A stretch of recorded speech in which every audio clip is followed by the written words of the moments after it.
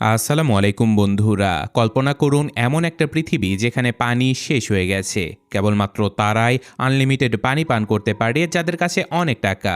কিন্তু আপনি হলেন প্রচণ্ড গরিব একজন মানুষ। পানির অভাবে আপনার বেঁচে থাকাই দায় হয়ে গেছে। এমন সময় আপনি কুড়িয়ে পেলেন ৫০০ কেজি ওজনের এক বিশাল সোনার পাথর। আপনি তো খুশি হয়ে যাবেন, কারণ আপনি বড়লোক হয়ে গেলেন। কিন্তু না, ব্যাপারটা এতটাও সহজ নয়, কারণ এই দুনিয়াতে কোনো আইন নেই। কিভাবে ওই সোনাগুলো রক্ষা করবেন আপনি, যখন কাউকেই বিশ্বাস করা যায় না? চলুন সেটাই দেখে আসি। তো গল্পের শুরুতে আমরা স্যাম নামের একজন ছেলেকে এক ধু মরুভূমির মধ্যে একটা ট্রেনের ভেতরে সফর করতে দেখতে পাই। তার জীবন একদমই ভালো চলছিল না, কারণ প্রত্যেকটা পদক্ষেপে তাকে নানা ধরনের সমস্যার সম্মুখীন হতে হচ্ছে। এখানে আমরা জানতে পারি যে এই নির্জন মরুভূমির মধ্যে দিয়ে সে একটা শহরে যাচ্ছে, যেখানে তাকে একটা নতুন চাকরি শুরু করতে হবে।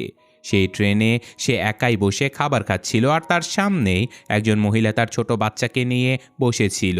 তাদের অবস্থা দেখে স্যামের খুবই মায়া হয়, তাই সে নিজের খাবারটা ওই মহিলাকে দিয়ে দেয়। এরপর স্যাম যখন স্টেশনে নামে, তখন সে দেখতে পায় যে এই পুরো এলাকা একেবারে ফাঁকা ছিল। যদিও সেই কোম্পানির পক্ষ থেকে বলা হয়েছিল যে রিক নামের একজন লোক তাকে স্টেশনে নিতে আসবে। স্যাম এদিকে ওদিকে তাকাতে তাকাতে একটা ঘরে একজন লোককে দেখতে পায়। স্যাম তার সাথে কথা বলার চেষ্টা করলেও লোকটা তাকে পাত্তাই দেয় না, একেবারে ইগনোর করতে থাকে।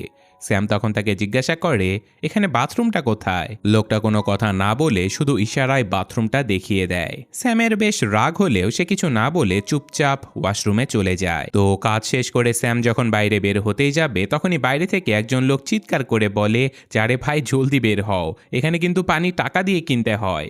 আসলে এই লোকটাই হলো রিক, যে কিনা স্যামকে কোম্পানির অফিসে পৌঁছে দেবে। এরপর তারা দুজন গাড়িতে বসে কোম্পানির উদ্দেশ্যে রওনা দেয়। আর মাঝপথে রিক হঠাৎ করে বলে যে, শোনো, যাতায়াতের ভাড়া বাবদ তোমাকে $300 দিতে হবে।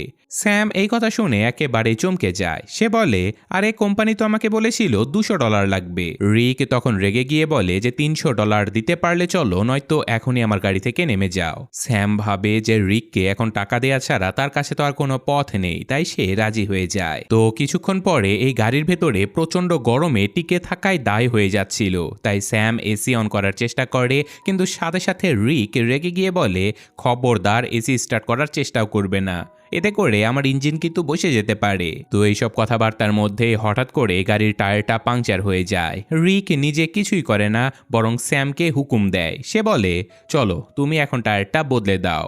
স্যাম বাধ্য হয়ে ওই টায়ারটা পাল্টাতে থাকে। এই সময় সে দেখতে পায় যে একটা বড় সড়ো জংলি কুকুর অন্য একটা কুকুরকে মেরে খাওয়ার চেষ্টা করছে। এইসব কিছু দেখে স্যাম প্রচণ্ড ভয় পেয়ে যায়, আর তাই রিক এসে তাকে বলে যে, আরে ভাই, ভয়ে কাঁপছিস কেন? এখানে এইসব কিছু হরহামেশাই হয়ে থাকে। এরপর রিক সে জখম হওয়া কুকুরটাকে নিজ হাতে মেরে ফেলে, যাতে করে কুকুরটার কষ্ট কিছুটা কম হয়। তো এদিকে স্যাম অনেক কষ্টে টায়ারটা পাল্টে ফেলে, আর তারপর তারা দুজন আবারও গাড়িতে উঠে বসে। এখানে রাতের বেলা তেল ভরার জন্য তারা গাড়ি থামায় আর ঠিক করে যে তারা দুজন ওখানেই রাত কাটিয়ে দেবে। তো দুজন মিলে কিছু কাঠ জোগাড় করে আগুনও জ্বালায়। রিক স্যামকে জিজ্ঞাসা করে, আচ্ছা ভাই, তুই এত দূরে ওই কোম্পানিতে চাকরি কেন করতে যাচ্ছিস? স্যাম বলে যে, আসলে আমার জীবনটা অনেক কঠিন হয়ে গেছে। আমি চাই না কারো উপরে নির্ভরশীল হতে। আমার বিশ্বাস ওই কোম্পানিতে আমি ভালো একটা চাকরি পেয়ে যাব। এইসব শুনে রিক বলে যে, ভাই যাই বলিস না কেন, তুই কিন্তু মানুষটা বেশ ভালো, কিন্তু যেই জায়গাতে যাচ্ছিস ওখানকার লোকজনেরা কিন্তু খুব একটা ভালো না। ওরা রীতিমতো নরম মানুষের রক্ত চুষে খায়। তোর মতো সহজ সরল মানুষ ওখানে টিকতে পারবে কি না সেটাই তো আমি বুঝতে পারছি না। স্যাম বলে যে, আচ্ছা দেখা যাক কি হয়। তো এখন পরদিন সকালবেলা আবারও তাদের দুজনের সফর শুরু হয়ে যায়। এবার স্যাম গাড়িটা ড্রাইভ করতে থাকে, আর রিক ঘুমিয়ে পড়ে। গাড়ির ভেতরে প্রচণ্ড গরম সইতে না পেরে স্যাম লুকিয়ে লুকিয়ে এসি অন করে দেয়। আর কিছুক্ষণ পরেই গাড়ির ইঞ্জিনটা বসে যায়, যেমনটা রিক তাকে বলেছিল। আর এই ঘটনার কারণে রিকের ঘুম ভেঙে যায়, আর সে স্যামের উপরে প্রচণ্ড রেগে গিয়ে বলে, যারে ভাই, তোকে তো বলেছিলাম এসিতে হাত দিবি না। সে রেগে গাড়ি থেকে নেমে যায়, আর স্যামও নেমে রিকের কাছে বারবার ক্ষমা চাইতে থাকে। রিক এতে করে আরও ক্ষেপে গিয়ে বলে যে চুপ কর একদম, তোর কোনো কথাই আমি শুনতে চাই না। এই ঘটনার কিছুক্ষণ পরে স্যাম একটু দূরে প্রস্রাব করতে চলে যায়। সেখানে গিয়ে সে একটা চকচকে পাথর দেখতে পায়, আর কাছে গিয়ে ভালো করে লক্ষ্য করতে সে বুঝতে পারে যে এই পাথরটা একেবারে খাঁটি সোনার মতো দেখতে। সে তখনই রিককে চিৎকার করে ডাকে যে ভাই এদিকে আসো, চেক করো তো আমি কোনো স্বপ্ন দেখছি না তো। রিক পাথরটা দেখে একেবারেই শকড হয়ে যায়। সে পকেট থেকে লাইটার বের করে আগুন দিয়ে ওই পাথরটা পরীক্ষা করার চেষ্টা করে।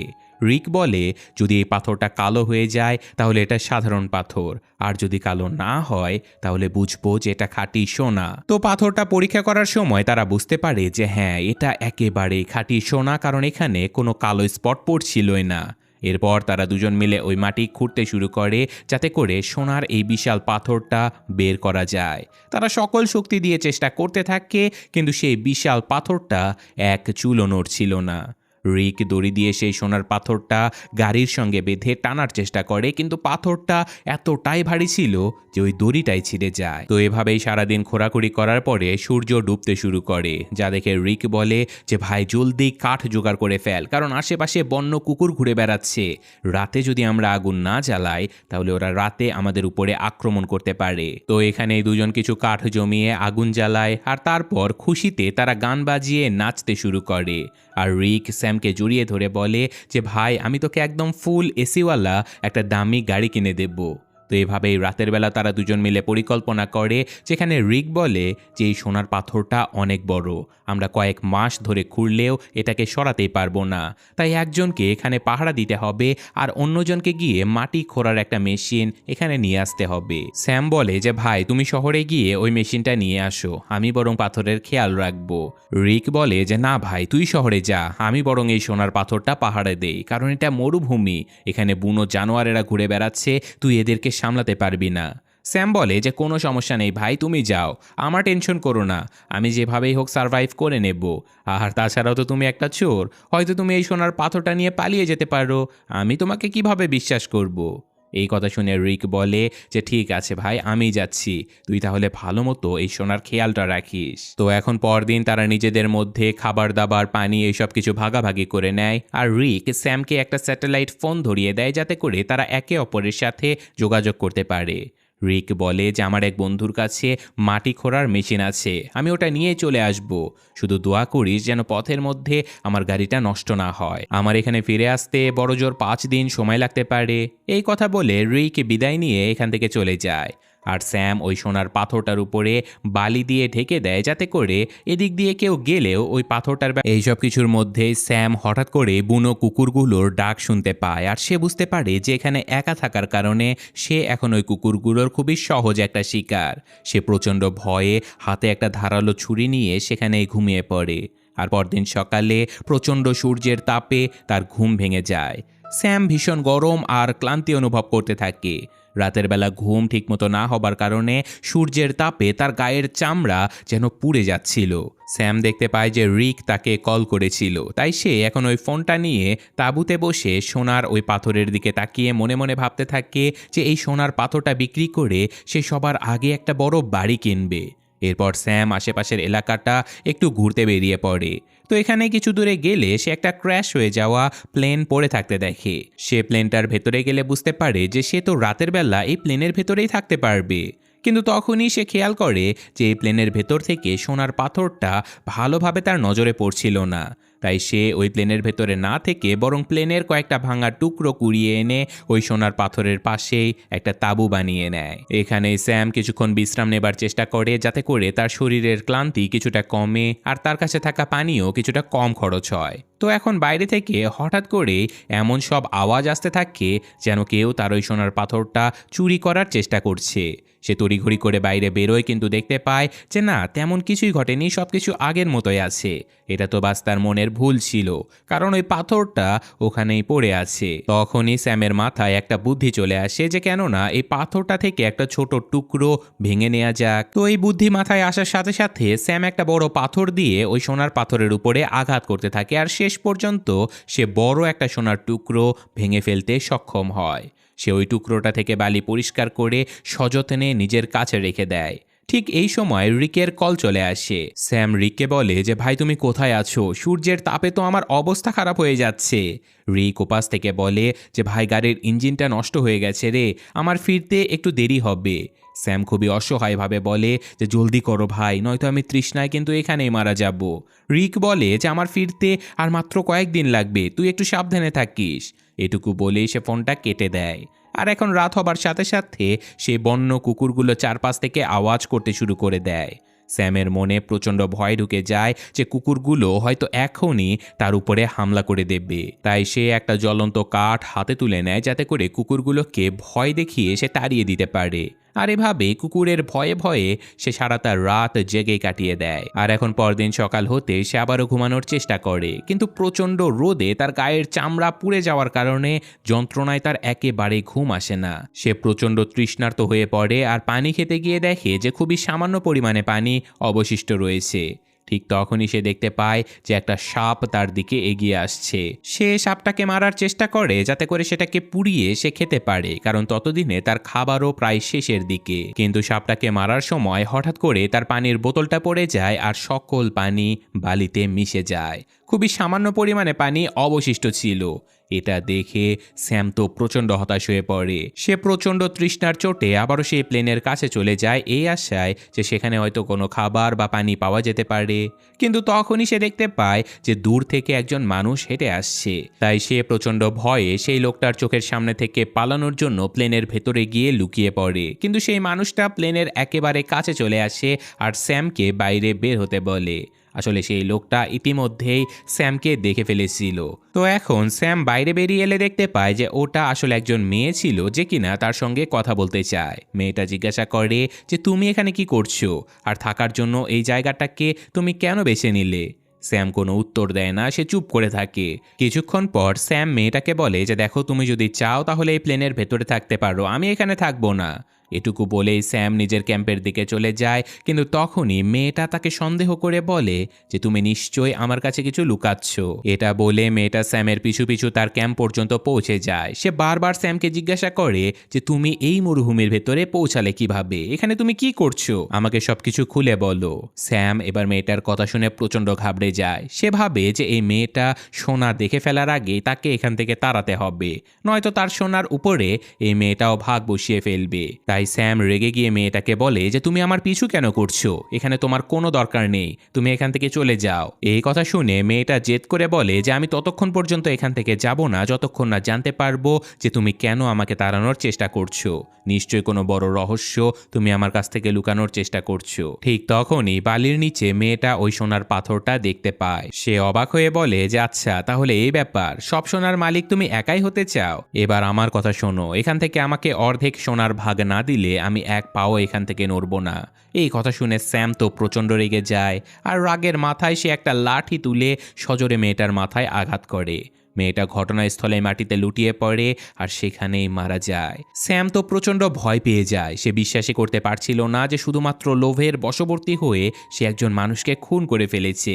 এরপর সে নিজেকে একটু সামলে নিয়ে মেয়েটার কাছে থাকা দামি জিনিসপত্রগুলো গুছিয়ে নিজের কাছে রেখে দেয় আর তারপর একটা গর্ত খুঁড়ে ওই মেয়ের লাশটা মাটি চাপা দিয়ে দেয়। কিন্তু কিছুক্ষণ পরেই স্যাম দেখতে পায় যে একটা জংলি কুকুর এসে সেই গর্ত থেকে মেয়েটার লাশ টেনে বের করার চেষ্টা করছে। স্যাম দৌড়ে গিয়ে কুকুরটাকে সরিয়ে দেয়। সে গর্ত থেকে ওই মেয়ের লাশটা বের করে আর তাতে আগুন ধরিয়ে লাশটা একেবারে পুড়িয়ে ফেলে। আর এখন পরদিন ফোনের আওয়াজে স্যামের ঘুম ভেঙে যায়। স্যাম রিককে বলে যে ভাই তুই কোথায়, খিদেই আমার জান বেরিয়ে যাচ্ছে, তুই জলদি না এলে আমি নির্ঘাত এখানেই মারা যাব। রিক ওপাশ থেকে বলে যে সরি ভাই, আমি জানি তোর খুবই কষ্ট হচ্ছে, আমি যত দ্রুত পারি আসার চেষ্টা করছি, কিন্তু এই মাটি খোঁড়ার মেশিনটা আসলে খুবই স্লো, তাই একটু সময় লাগছে। স্যাম এই কথা শুনে অনেক চিন্তায় পড়ে যায়, কারণ প্রচণ্ড ক্ষুধা আর তৃষ্ণায় তার অবস্থা নাজেহাল হয়ে গিয়েছিল। শুধু তাই নয়, তার উপরে বন্য সেই পশুগুলোর ভয় তো আছেই। তো এখানে কিছুক্ষণ পরে স্যাম খেয়াল করে যে দূরের রাস্তা দিয়ে একটা গাড়ি চলে যাচ্ছে। সে একবার ভাবে যে তার কাছে যে সোনার টুকরোটা আছে সেটা নিয়ে সে এখান থেকে চলে যাবে কিনা, কিন্তু বেশি সোনার লোভে সে আর এখান থেকে যেতে পারে না। সে কিন্তু চাইলেই সোনার ওই ছোট টুকরোটা বিক্রি করে সারাটা জীবনই কাটিয়ে দিতে পারত, কিন্তু বেশি কিছুর লোভ তাকে ওখানেই আটকে রাখে। আর এখন সন্ধ্যা হবার আগে সে রাতের জন্য কাঠ জোগাড় করতে চলে যায়, আর হঠাৎ এক ভয়ঙ্কর ধুলোর ঝড় শুরু হয়ে যায়। সে ঝড় থেকে বাঁচার জন্য তাঁবুর দিকে দৌড়ে গেলেও প্রচণ্ড ঝড় তার তাঁবুটাকেই উড়িয়ে নিয়ে চলে যায়।